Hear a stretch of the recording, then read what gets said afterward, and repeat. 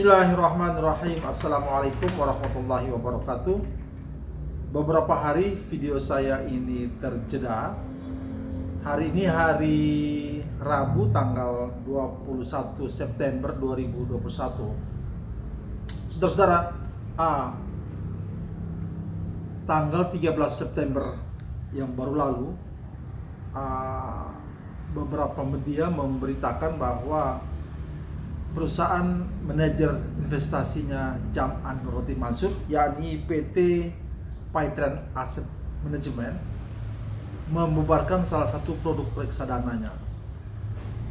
Ini saya rasa bukan kali pertama perusahaan milik Jam'an itu membubarkan produk reksadananya. Kalau nggak salah ingat, ini adalah produk kedua yang dibubarkan oleh perusahaan tersebut. Kenapa produk reksadana tersebut dibubarkan? Karena perusahaan Jam'an itu tidak mampu mengumpulkan uang investasi masyarakat sesuai dengan ketentuan regulasi. Nah, kenapa masyarakat tidak berminat berinvestasi di perusahaan manajer investasinya Jam'an? Karena ya mungkin saja produknya tidak diminati, atau juga mungkin juga masyarakat memang tidak mempercayai Jam'an dan perusahaannya untuk mengelola uang investasi mereka. Pertanyaan berikutnya, jika produk reksadana itu sudah dibubarkan, maka bagaimana dengan nasib investasi orang, uang investasi orang yang sudah terlanjur diinvestasikan di perusahaan Jam'an tersebut? Saudara-saudara, jika Jam'an itu kekurangan uang, saya rasa dia perlu memainkan jurus-jurus lama dia. Apa itu jurus-jurus lamanya? Ya, berkeliling Indonesia, berceramah, meminta lagi sedekah sebagaimana yang pernah dia lakukan. Jam'an tinggal perlu membuka investasi baru. Kalau kemarin dia membuat investasi patungan usaha, patungan aset, investasi nabung tanah, investasi macam-macam, ya dia perlu sekali lagi membuka investasi baru.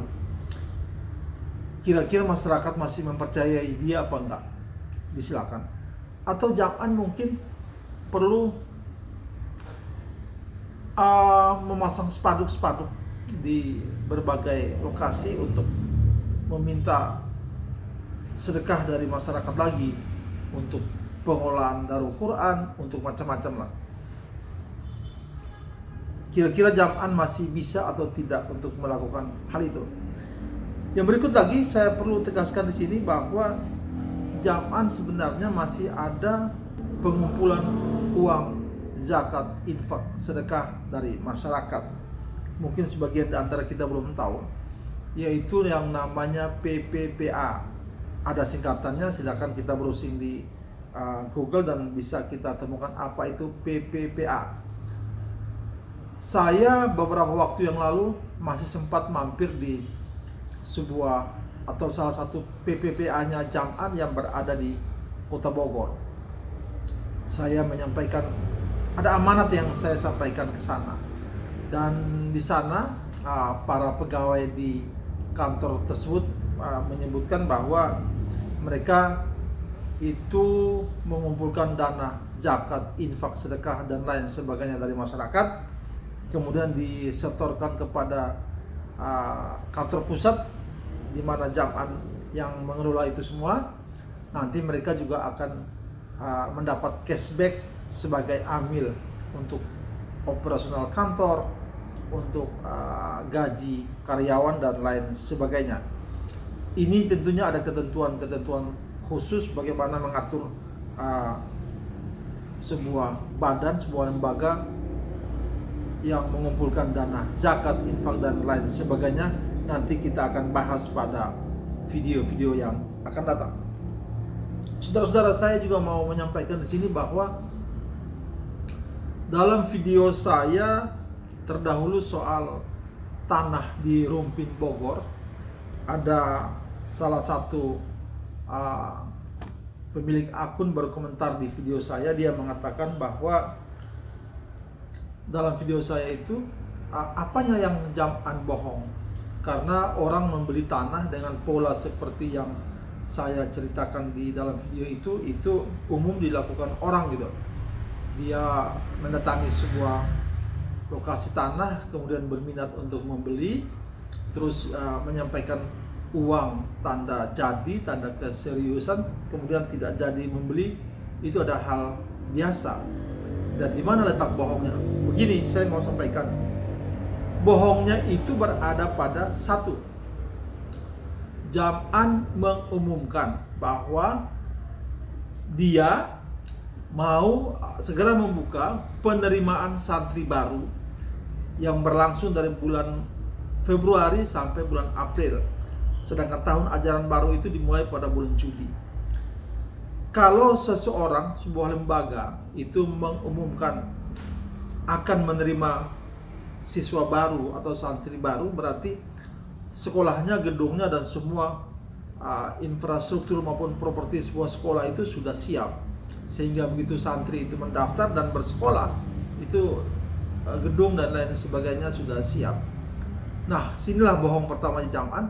Dia sudah menerima, membuka pendaftaran santri baru, tapi gedung dan lain sebagainya belum ada. Bohong berikutnya, dia memasang spanduk meminta orang-orang untuk mengumpulkan uang, bersedekah, berinfak kepada dia untuk membeli lokasi itu, tetapi sesungguhnya lokasi itu belum, atau dia tidak pernah melunasi lokasi tersebut. Inilah yang saya nyatakan sebagai pembohongan. Saudara-saudara, tanah di Rumpin ini belum berhenti ceritanya. Saya insya Allah dalam waktu-waktu yang akan datang, saya akan menghadirkan lagi peristiwa-peristiwa berikut yang akan terjadi sehubungan dengan masyarakat pemilik tanah di Rumpin sana dengan jam'an.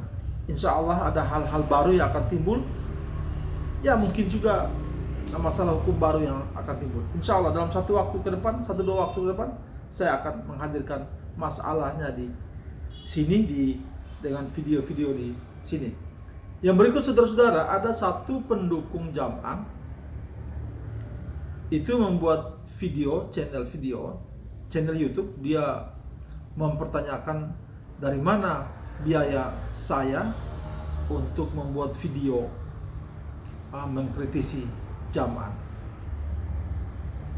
Kenapa itu yang ditanyakan ya? Kenapa dia tidak mempermasalahkan bagaimana jam'an mengumpulkan uang masyarakat, bagaimana jam'an itu membohongi masyarakat dengan investasinya? Tapi kenapa dia mempertanyakan dari mana uang saya pakai untuk biaya yang saya pakai untuk membuat video di channel saya? Aneh ya, itu yang ditanyakan. Nanti besok-besok si bapak ini mempertanyakan dari mana uang yang saya pakai untuk membeli baju saya, membeli peralatan yang saya pakai untuk membuat video.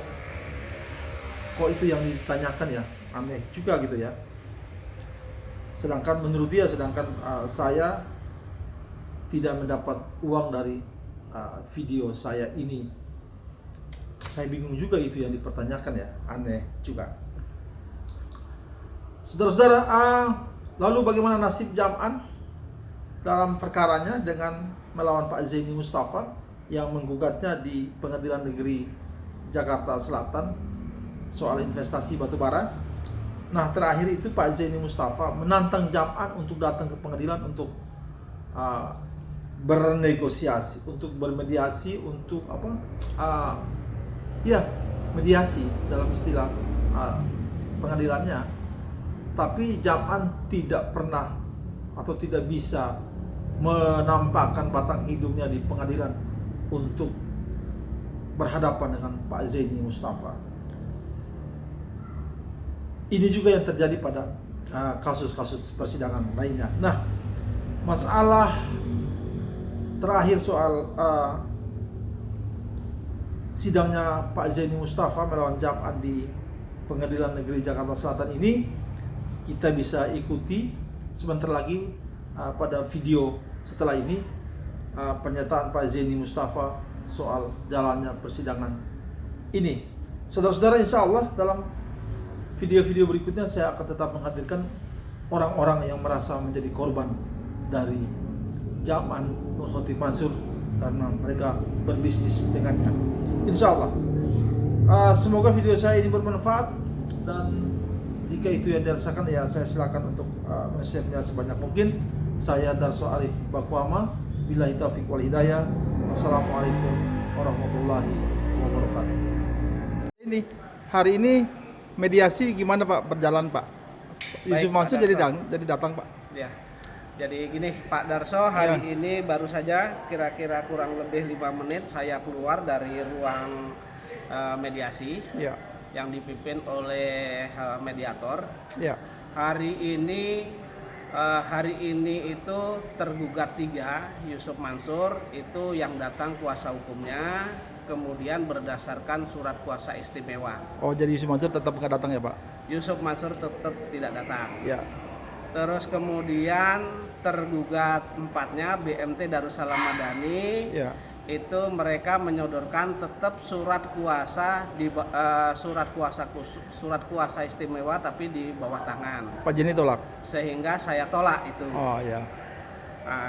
Karena saya tolak, dianggap tergugat 4 ini tidak menghadiri mediasi. Nanti mediator nanti akan mengambil kesimpulan sendirilah begitu. Kemudian yang Yusuf Mansur, kuasa hukumnya, hari ini itu ditanya apakah ada usulan penyelesaian, mereka mengatakan tidak ada. Itu artinya apa Pak? Artinya kalau mereka tidak ada usulan, artinya mereka kan tidak punya itikat baik kan gitu. Oh gitu, terhadap gugatan Pak Zeni mereka tidak ada jawaban ya Pak? Iya. Artinya tidak mengakui lah. Oh ya. Ya nanti kan kemarin sudah dimubah lah, insya Allah akan kabulkan segera lah. Kalau begini akhirnya gimana Pak? Karena ini mereka tidak ada usulan, tadi mediator mengatakan bahwa mediasi ini dianggap gagal. Sehingga nanti masuk materi pokok perkara. Iya. Jadi sidang berikutnya apa nih Pak? Sidang berikutnya nanti masuk materi pokok perkara. Oh gitu ya. Materi pokok perkara ya. Tapi nanti akan tunggu informasi atau panggilan dari Pengadilan Jakarta Selatan. Jadi belum ada jadwal. Belum ada jadwal. Iya. Mungkin bisa 1 minggu, bisa 2 minggu. Iya. Berharap sih hari ini Yusuf Mansur datang ya Pak, berhadapan dengan Pak Zeni ya. Saya harapannya begitu. Ya. Jadi harapan saya begitu karena ketika ini menggalang dana investasi itu kan Yusuf Mansur juga datang ke Masjid Darussalam Kota Wisata. Tentu ketika ini jadi masalah, tentu mereka juga saya harapkan menjadi kesatria. Atau setidak-tidaknya karena mereka melabeli dirinya dengan ustadz atau kiai, sehingga mereka memberikan contoh yang baik terhadap umat ini.